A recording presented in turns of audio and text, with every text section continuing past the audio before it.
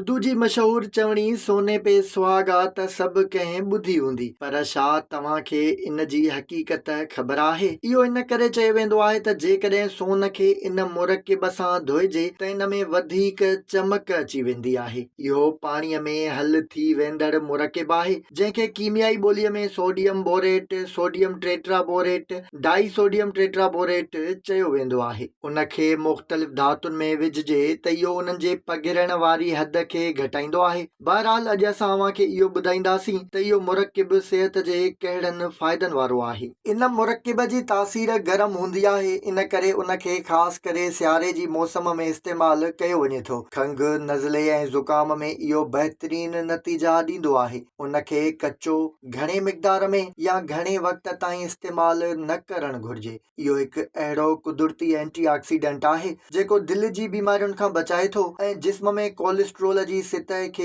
बरक़रार रखंदो आहे। मूज़ी बीमारियुनि, हार्मोनल मसइलनि, पुराणे सूरनि, मुदाफ़ियती क़ुवत, सोज ऐं जरासीमनि खां बचाइण समेत मुख़्तलिफ़ मसइलनि लाइ उनखे तमामु बहितरीन सम्झियो वेंदो आहे। इन मुरकिब खे इस्तेमालु करण खां अॻु उनखे तए ते भुञी उन खां पोइ पीहे इन जो पाउडर ठाहिणु घुर्जे। इन पाउडर जी चपटी कन में विझी उन में 2 या 3 फुड़ा लीमे जी रस जा विझिबा त कन जी मेरठ, वैक्स ऐं गंद किचिरो ॿाहिरि निकिरी वेंदो ऐं कन साफ़ थी वेंदा। थधि लॻण जे करे जेकॾहिं सीने में बलगम ॼमी वञे त इन लाइ बि इहो बहितरीन आहे। ॿारनि खे सीने में बलगम ॼमी वञे त अधु चमचो इन मुरकिब जे पाउडर में 4 खां 5 चमचा माखीअ जा मिलाए हिकु चणे जे दाणे जेतिरो मिक़दार ॿारनि खे चटाइजे त उल्टी जी सूरत में सॼो बलगम ॿाहिरि निकिरी ईंदो। सोडियम बोरेट मादे जे मड़नी बीमारियुनि समेत दम ऐं सहके लाइ बि वॾो फ़ाइदेमंद मुरकिब आहे। सियारे जी मौसम में इन मुरकिब खे माखीअ में मिलाए घर में रखणु घुर्जे ऐं जेकॾहिं थोरे मिक़दार में हर माण्हू खाए त इहो मौसमी बीमारियुनि खां महफ़ूज़ रहंदो।